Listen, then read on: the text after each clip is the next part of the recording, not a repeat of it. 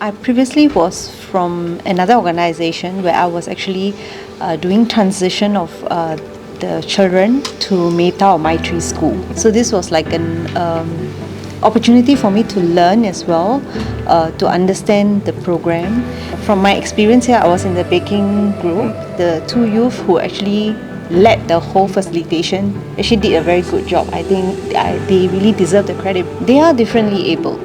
Yep. They are not in any way disabled, but they are differently able. It's just that you need to find where their interests and where they can be polished at as well. So these are all put together by our volunteers.